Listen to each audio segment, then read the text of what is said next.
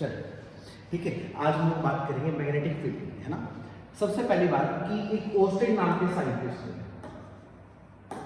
कौन से बेटा? ऑस्टेन। उन्होंने क्या करा, लैब के अंदर काम कर रहे थे और एक सर्किट था उनका बना हुआ। इस सर्किट के पास यहाँ पर उन्होंने एक मैग्नेटिक नीडल रखा हुआ था बाय चांस, और यहाँ पर एक ऑन ऑफ के लिए उन्होंने स्विच रखा हुआ था। हम लोग कई बार रिलैक्स मोड में होते हैं तो ऑन ऑफ रैंडमली करते रहते हैं। जैसे ही उन्होंने ऑन ऑफ करा ना, तो इस नीडल के अंदर, मैग्नेटिक नीडल के अंदर क्या है बेटा? Deflection.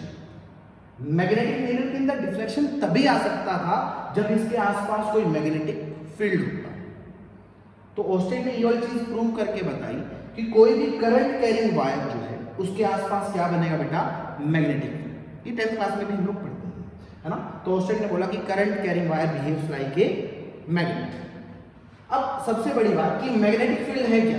Magnetic field, magnetic field है बेटा, किसी भी मैग्नेट की बात करो, मैग्नेट के पास दो पोल होते हैं, नॉर्थ और साउथ, या किसी भी करंट कैरिंग वायर की बात करो, किसी भी करंट कैरिंग वायर या फिर मैग्नेट, उनके आसपास का वो वाला रीजन जहां पर हम लोग दूसरी मैग्नेट लाकर रखें तो उसके ऊपर क्या लगेगा?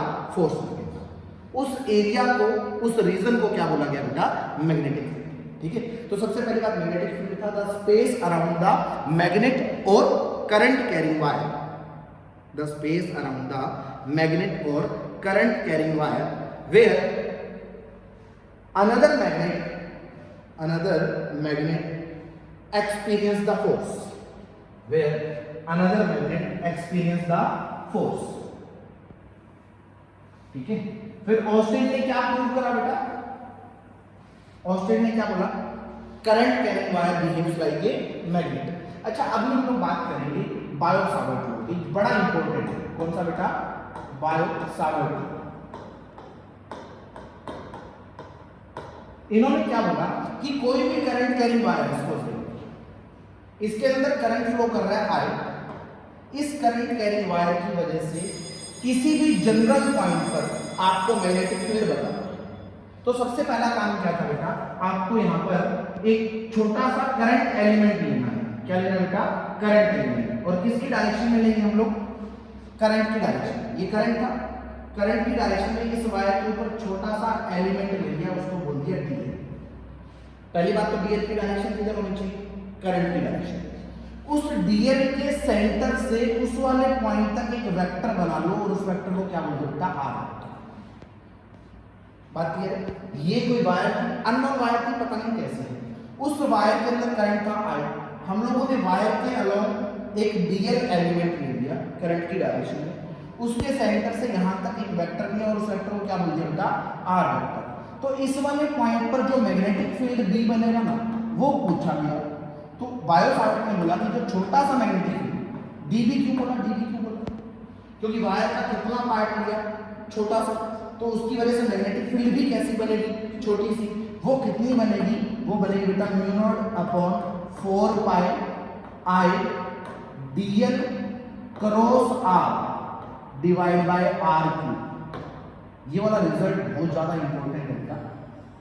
ठीक है, डीबी की वैल्यू कितनी आती है? Mu naught upon 4 pi i dl cross r divide by are.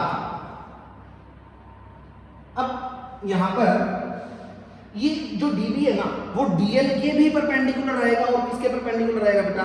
Are के। क्योंकि जब भी हम लोग ए क्रॉस बी करते हैं ना, ए क्रॉस बी, तो उसकी वैल्यू कितनी आती थी?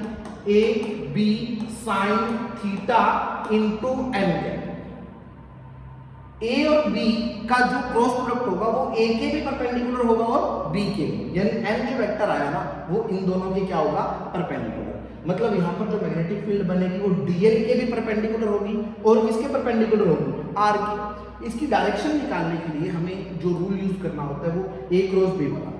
आपको राइट हैंड की फिंगर्स को करंट की डायरेक्शन में, करंट यानी क्या? करंट की डायरेक्शन किधर लिया गया था? डीएल की डायरेक्शन में, है ना। डीएल की डायरेक्शन में राइट हैंड की फिंगर्स को रख लेना है और हथेली पर यानी पाम पर आप एक आंख बना देंगे। क्या ये वाली आंख दूसरे वाले वेक्टर को देख पा रही है? क्या? कौन सा है दूसरे वाला वेक्टर? Are vector. अब देख पाई क्या? नहीं। अब देख पाएगी क्या? हाँ। तो इस थंब की डायरेक्शन किधर आए?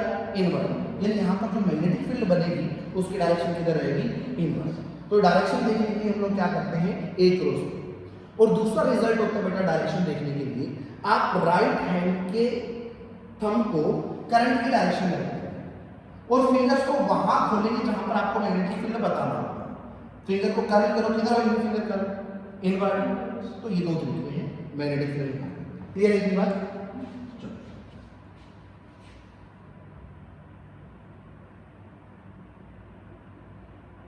अच्छा, उसके बाद आगे चलते हैं इसकी एप्लीकेशन। मान लो हमारे पास एक कोई ये सर्कुलर रिंग है, इसके अंदर करंट है बेटा कितना, I, और इस सर्कुलर रिंग के सेंटर पर हमें मैग्नेटिक फील्ड पूछा है, इसका रेडियस कितना दे रखा है बेटा, A। अब एक बात याद आओ कि जो dV की वैल्यू होती है ना, वो कितनी होती है, mu naught upon 4 pi I dl cross R divide by कितना, R क्यूब। यही होता था। अच्छा, इसकी म्यू नॉट अपॉन 4 पाई है, इसकी वैल्यू होती है बेटा 10 टू पावर माइनस, कितनी होती है, 10 टू पावर माइनस।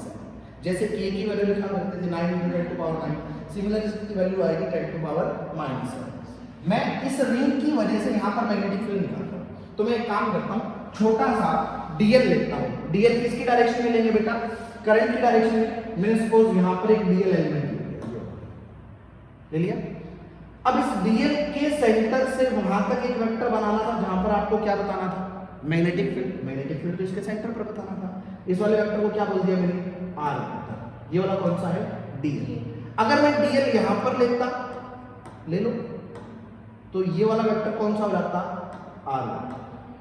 दोनों केसेस के अंदर ये वाला एंगल कितना बन रहा है, 90 डिग्री बन रहा है। तो इस छोटे से एलिमेंट की वजह से जो छोटा सा मैग्नेटिक फील्ड बनेगा वो कितना बन जाएगा बेटा, mu naught upon 4 pi I dl into कितना, r की जगह कितना है हमारे पास, a, dl into a into कितना, साइन थीटा कितना है 90। हर बार 90 बन रहा है इसलिए मैं 90 ले रहा हूं, अपॉन कितना बेटा, r क्यूब। r की जगह कितना है, a, तो क्या कर दो बेटा, a का क्यूब। क्लियर है इतनी बात?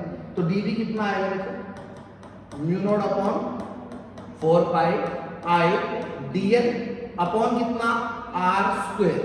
r की जगह क्या था अपने पास, r की जगह था अपने पास a का स्क्वायर। साइन 90 कितना हो जाएगा पर, अब ऊपर भी एक a था ना, ऊपर भी एक a था, वो कैंसिल आउट होकर तभी तो a स्क्वायर बचा। अच्छा, अगली बात, इसको इंटीग्रेट करो दोनों साइड। इंटीग्रेशन करते हैं तो क्या करेंगे बेटा, जो जो चीजें कांस्टेंट थी उनको कहां ले लेंगे, बाहर। dv का इंटीग्रेशन करूं तो नेट मैग्नेटिक फील्ड भी आ जाएगा। अच्छा, इसके अंदर कांस्टेंट क्या क्या है, म्यू नॉट अपॉन 4 पाई कांस्टेंट। करंट क्या है वायर के अंदर, कांस्टेंट। a क्या है, रेडियस। रेडियस क्या है इसका, कांस्टेंट। तो a स्क्वायर को भी हम लोग क्या कर ले बेटा, बाहर ले ले। इंटीग्रेशन में क्या बच गया, dl। और dl का इंटीग्रेशन कितना आ जाएगा, टोटल लेंथ। टोटल लेंथ कितनी है, अच्छा इसकी छोटी छोटी लेंथ को जोड़ूंगा तो ये सर्कमफेरेंस आ जाएगा। सर्कमफेरेंस कितना होता है, 2 पाई, यानी 2 पाई r। r की जगह कितना है, a, तो ये स्क्वायर से कैंसिल आउट हो जाएगा। तो b कितना बचा, b की वैल्यू आ गई mu naught upon 4 pi I by a into 2 pi. मैंने इसको कैंसिल इसलिए नहीं करा क्योंकि मैं आगे जो जनरल रिजल्ट बनाऊंगा वहां पर क्या लिखा करूंगा, mu naught upon 4 pi I by radius into यहाँ पर एंगल लिख दिया। एंगल किसका, रिंग का। अब ये रिंग का कितना एंगल है, 2 पाई। रिंग अगर आधी होती तो एंगल कितना हो जाता, पाई। ये एक बात। चलो, ये तो था हमारा magnetic field due to current carrying पाई। समझ आ गई तो दिक्कत नोट करना था क्या, चलो।